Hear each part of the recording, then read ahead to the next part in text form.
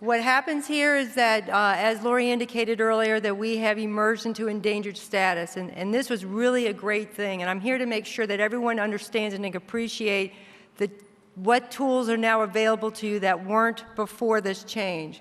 In 2014, when we emerged into endangered status, what that did is it protected all the early retirement subsidies that you guys have been paying for since 2008.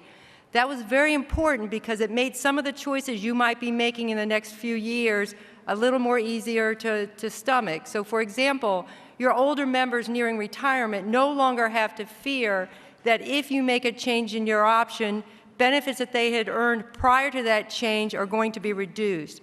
Because remember, when we were in critical status, if you decided to go into either the default or the second alternative schedule, all the benefits for all your members who are currently working and had not yet retired were reduced. So a participant who had been planning to retire within the next year or two could effectively lose that opportunity and be forced to work for a much longer time. So when you protect those benefits, you now know that changing over to a different schedule will not affect your members and what they've earned to date. So when I talk to my staff and we're working with programmers on how to change this, what we've done is we've created what I like to call buckets. And I know some of you have heard this from Ken out at the council meetings, but by creating these buckets, we're able to identify and to protect those benefits to ensure that when your members do decide to retire, we'll know how to calculate it.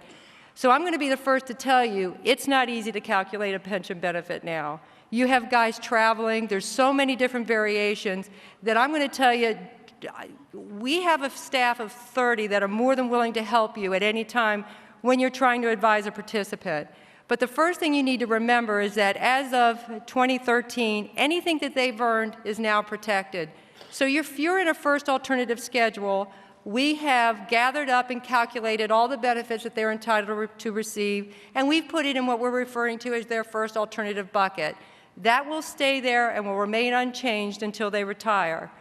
Now, what happens is we're going to go ahead and create the two other buckets, and that's going to be our second alternative and default, because it's always very possible that over the next year or two, you may be electing to go into that schedule. And in fact, if your member works under those schedules, we're going to isolate, calculate, and set that aside and put it in their bucket.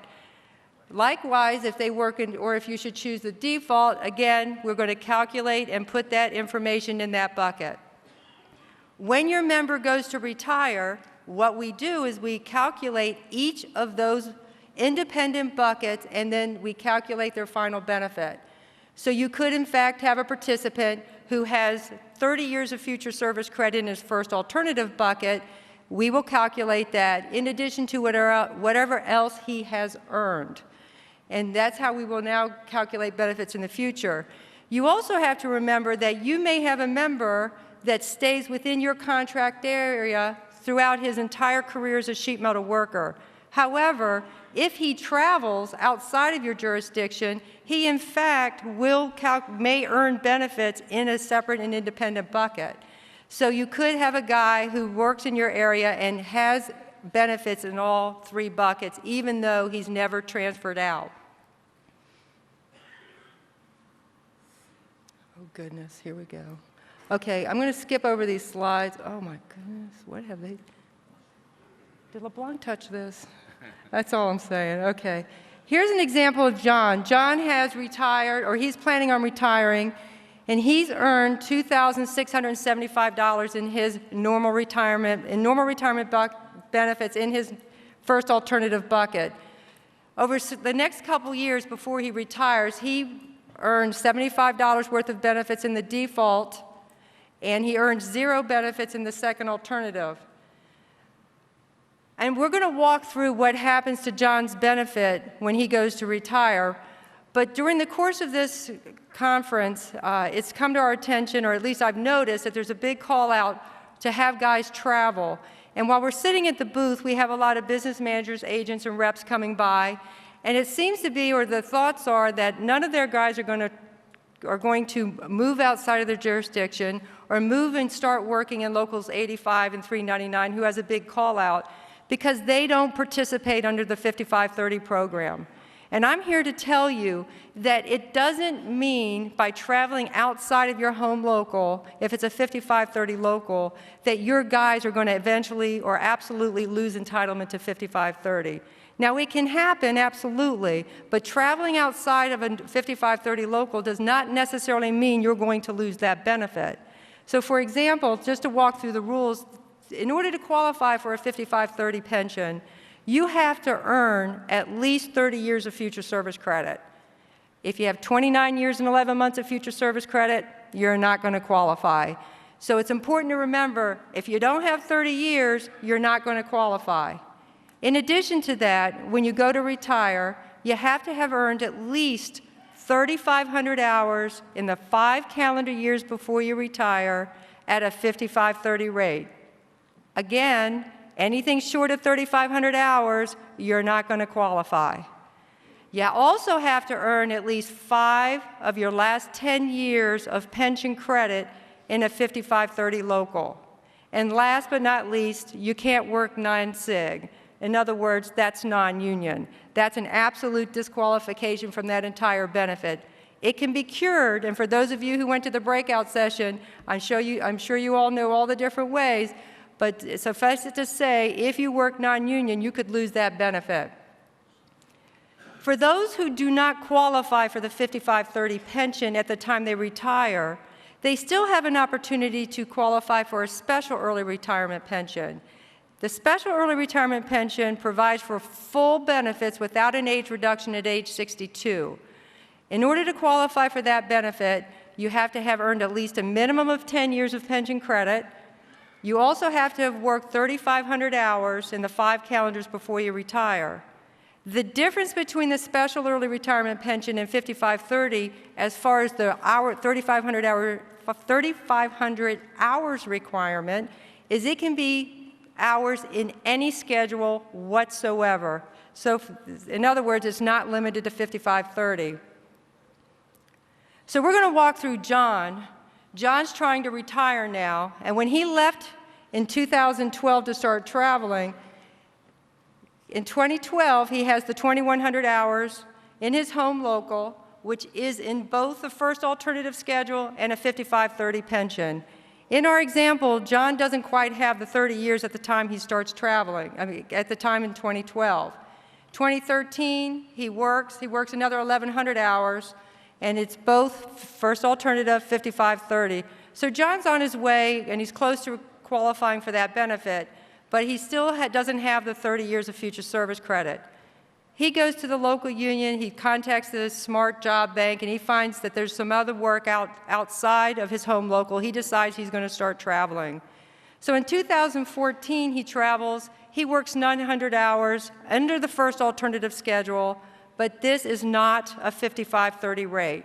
Now, that's not necessarily a problem because what he needs to do, he needs to get that 30 years of future service credit under his belt. So if he doesn't get that, guess what? It doesn't make any difference. He's not going to qualify for 5530. So at this point in his career, he needs to make sure he gets that 30 years. 2015, he works another 1,100 hours, again, not a 5530 rate. 2016, now he travels yet again to a default local. January 2017, John contacts the fund office. He now has his 30 years of future service credit. He's 57 years old. He's ready to retire. So now he's contacting our office. We're walking through this work history.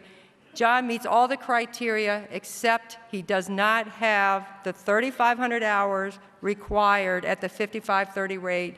So therefore, he does not qualify for a 5530 pension. When we calculate this benefit, John is going to qualify for the special early, because he does in fact have the 3,500 hours in the 5 calendar years before he retires, which means that benefit's going to be reduced, and the $26.75 that he had earned, and more than likely was expecting to receive as a 5530 pension, is now reduced. And you can see that that amount has been reduced to $2,033. We look at the second alternative bucket. There's no money in there. We don't have to worry. We go to the default option. The default option offers a fully unsubsidized early retirement benefit. And as you can see there, he now has reduced that $75 to $36.36. John retires on a lifetime benefit of $2,070 per month. Now, I'm here to tell you that that's the worst case scenario. John needed a little more guidance before he retired, and that's what we really don't want to have happen. But let's say John's 25, 26, 30, 40 years old, and he's standing in your office, and there's no work to be had in your jurisdiction.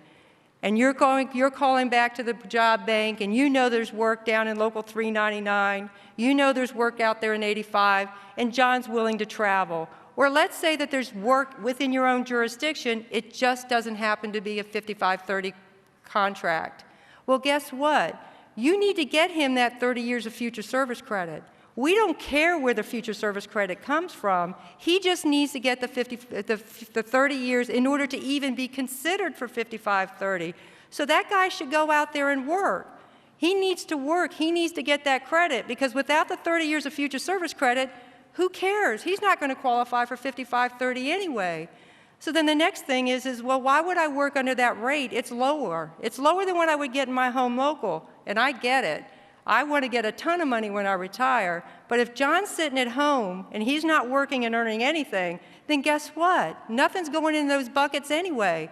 There's zero. So I'd rather, and I can't speak for all of you guys, but something's better than nothing. So let's put some money in those buckets, and so that John, not only is he increasing his normal retirement benefits, but now he's earning those 30 years of future service credit, so that when he does go to retire, maybe it's 10, 15, 20 years from now, he's in the running. At least he's past that first hurdle.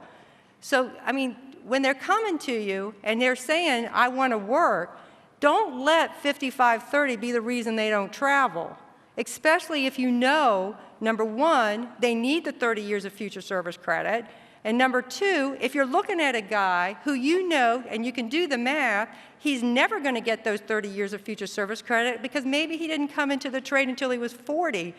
Maybe it was 35, but you can do the math. He's not hitting 30 years. Let's get this guy some hours. Let's get that work filled. Let's fill his buckets, because if those buckets are empty, when I apply age reductions to those, it's going to be even a smaller benefit. Now, I will say this. Now, John, who's 50 years old, who's standing in your office, you do have a responsibility, in my opinion, to pick up the phone, call our office, and let's find out what's going to happen if I send this guy out to this job. Again, all we're looking for is those 3,500 hours. So working a few hours, maybe working a year or two, that's not going to automatically disqualify him. But what will disqualify him is if I can't find 3,500 hours, then like in our example, he's effectively reduced his benefit. It may have been smarter for John to hang back and try and find work in a different local that's a 55-30, or perhaps find other opportunities within your own local union. But that requires a phone call, and I'm here to tell you that we have a staff of about 30 people all sitting there ready to walk you through John's scenario to make sure that when he retires at age 57, he gets the best benefit possible. Also, I want to say, and I had a few guys come up while we've been sitting here, I hate to bother you, I don't want to ask a dumb question, I know you guys are busy, but that's our job. That's our job, because if we can't help you help John before he travels, then I can promise you when John retires, we're going to hear about it.